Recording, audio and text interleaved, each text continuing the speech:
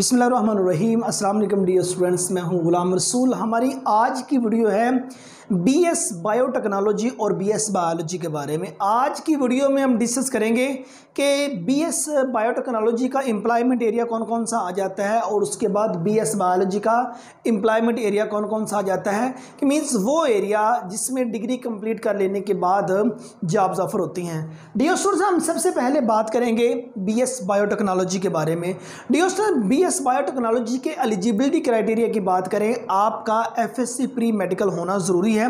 उसके बाद आप बीएस बायोटेक्नोलॉजी में एडमिशन ले सकते हैं। और अगर हम बीएस बायोटेक्नोलॉजी के एम्प्लॉयमेंट एरिया की बात करें तो डियर स्टूडेंट्स, बीएस बायोटेक्नोलॉजी के एम्प्लॉयमेंट एरिया में आ जाता है सबसे पहले गवर्नमेंट रिसर्च लैब्स, और उसके बाद private research lab, educational institute, hitech laboratories, और उसके बाद scientific research journals, chemical industries, textile industries, food industries आ जाती है, और उसके बाद pesticide industries, cosmetics industries, horticultures, manufacturing industries, और उसके बाद आ जाता है agricultural industries and lab, food manufacturing industry, health care field, और उसके बाद फार्मास्यूटिकल कंपनीज। मींस ये वो एरिया आ जाता है बीएस बायोटेक्नोलॉजी में जिसको जो बीएस बायोटेक्नोलॉजी की डिग्री हासिल कर लेने के बाद इस एरिया में आपको जॉब्स ऑफर होती हैं। आपका डेजिग्नेशन कोई भी हो सकता है। अगर बीएस बायोटेक्नोलॉजी को हम कंपेयर करें बीएस बायोलॉजी के साथ, डियर स्टूडेंट्स, आपको बीएस बायोलॉजी में एडमिशन लेने के लिए भी आपका एफएससी प्री मेडिकल होना ज़रूरी है। अगर हम बीएस बायोलॉजी की बात करें, बीएस बायोलॉजी कर लेने के बाद डियर स्टूडेंट्स, जो इसका एम्प्लॉयमेंट एरिया आ जाता है, जॉब्स ऑफर होती हैं एजुकेशनल इंस्टीट्यूट्स में, ग्रीन हाउसेज में और ज़ू में जॉब्स ऑफर होती हैं, और उसके बाद बॉटनिकल गार्डन्स के अंदर जॉब्स ऑफर होती हैं, फॉरेस्ट डिपार्टमेंट में जॉब्स ऑफर होती हैं, सफारी जू में जॉब्स ऑफर होती हैं, डिफरेंट नर्सरीज में जॉब्स ऑफर होती हैं,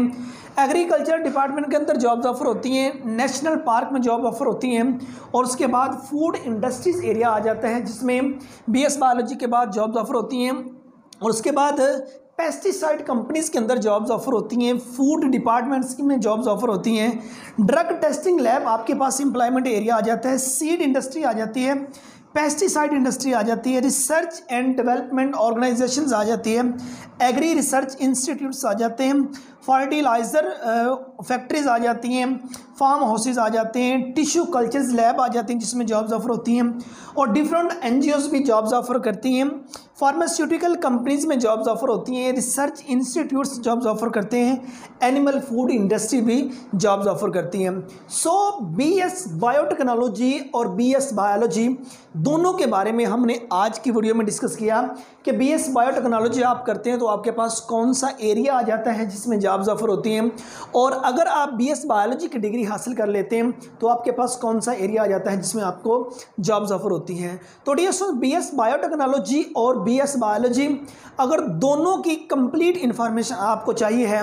कि सच एज बीएस बायोटेक्नोलॉजी क्या है, इसका एलिजिबिलिटी क्राइटेरिया, इसका दौरानिया, इसका मेरिट, इसके फी पैकेजेस,